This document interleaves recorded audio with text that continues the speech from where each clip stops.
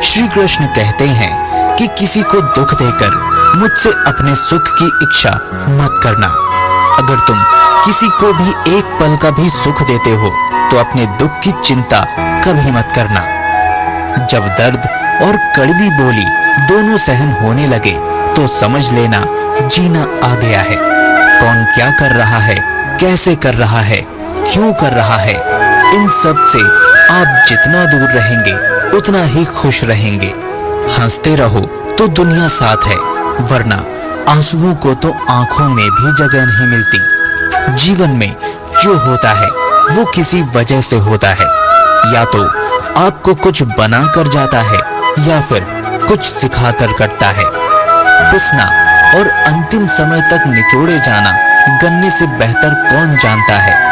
मीठा होने का नुकसान कितना होता है ये सिर्फ गन्ने को ही पता होता है। जब कोई दिल दुखाए तो सबसे बेहतर है कि हम चुप हो जाएं, क्योंकि जिन्हें हम जवाब नहीं देते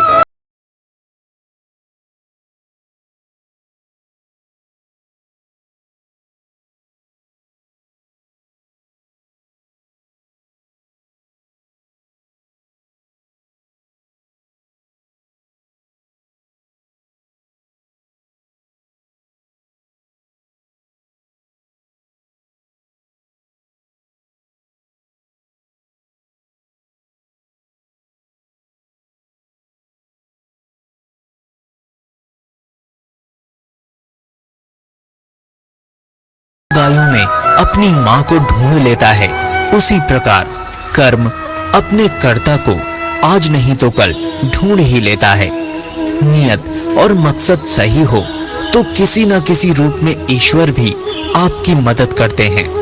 जिंदगी में जितना शांत रहोगे अपने आप को उतना ही मजबूत पाओगे, क्योंकि लोहा ठंडा होने पर मजबूत होता है। गरीब रहोगे कोई ध्यान नहीं देगा, मेहनत करोगे तो सब हंसेंगे, लेकिन जब कामयाब हो जाओगे तो सब जलेंगे। जिंदगी वो हिसाब है जिसे पीछे जाकर सही नहीं किया जा सकता।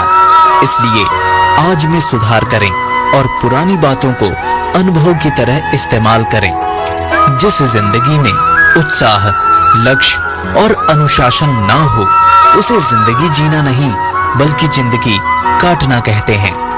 कभी कभी आप बिना कुछ गलत किए भी बुरे बन जाते हैं, क्योंकि जैसा लोग चाहते हैं आप ऐसा ही करते हैं। जिस मनुष्य के हृदय में सच्ची मानवता हो उसकी सोच हमेशा यही होगी कि मुझे मिला हुआ दुख किसी और को ना मिले और मुझे मिला हुआ सुख सबको मिले। मैंने हंसकर भी देख लिया और रोकर भी देख लिया, किसी को पाकर किसी को खोकर भी देख लिया। ये जान लिया कि जिंदगी वही जी सकता है जिसने अकेले जीना सीख लिया। जिंदगी बहुत कुछ सिखाती है, थोड़ा रुलाती है, थोड़ा हंसाती है। खुद से ज्यादा किसी पर भरोसा मत करना, क्योंकि अंधेरे में तो परछाई भी साथ छोड़ देती है। अगर कोई आपको सच्चा प्यार करता है तो वो आपको समय जरूर देगा। आपकी हर स्थिति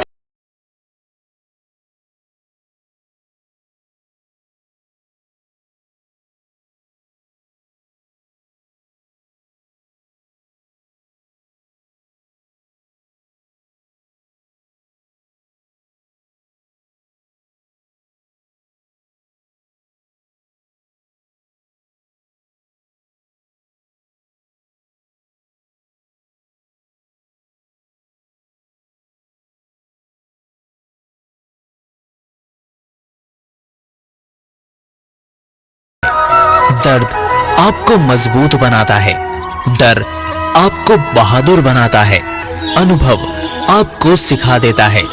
जिस दिन हम समझ जाएंगे कि सामने वाला गलत नहीं, उसकी सोच हमसे अलग है, उस दिन जीवन में सब दुख दूर हो जाएंगे। क्यों दुखी होते हो? मन का ना होने पर भी जो लिखा है वही होकर रहेगा। एक रास्ता बंद करने से पहले भगवान 10 रास्ते खोल देते हैं। गर्मी के मौसम में पत्ते सूखने के बाद भी पंछी घोंसला नहीं छोड़ते, क्योंकि वो जानते हैं फिर से बरसात आएगी और पेड़ पर नए पत्ते आएंगे। जो हुआ उसे भूलकर नई शुरुआत करो और याद रखो, जिसका कोई नहीं होता उसका भगवान होता है। मतलब से जुड़े रिश्ते मतलब तक साथ देते हैं, लेकिन दिल से जुड़े रिश्ते आखिरी सांस तक निभाते हैं। अच्छा काम करते रहो, चाहे कोई सम्मान करे या ना करे, क्योंकि सूर्योदय तब भी होता है जब लोग सोए रहते हैं। दुनिया में हर एक काम आसान है, केवल अंदर से आवाज आनी चाहिए। हमेशा मेहनत और उस परमात्मा पर विश्वास रखना इस सफलता का सूत्र है। जीवन में सबसे बड़ी गलती वो है जिस गलती से हम कुछ सीख नहीं पाते। जो व्यक्ति अपने मन को काबू में कर सकता है वो जिंदगी में कुछ भी कर सकता है।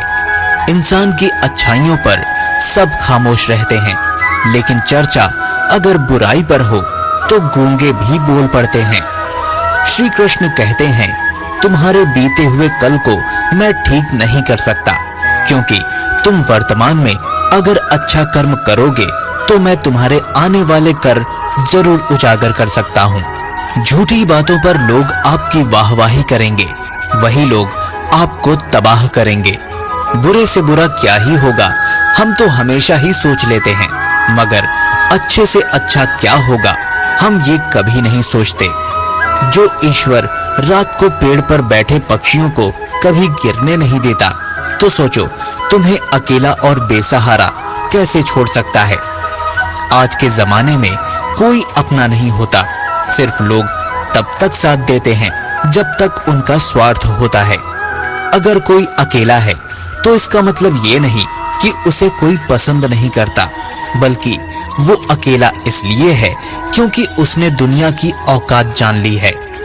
एक बार राजा और उसका मंत्री तलवार को तेज कर रहे होते हैं। तलवार को तेज करते समय अचानक राजा के पैर पर तलवार गिर जाती है और राजा के पैर की उंगलियां कट जाती हैं।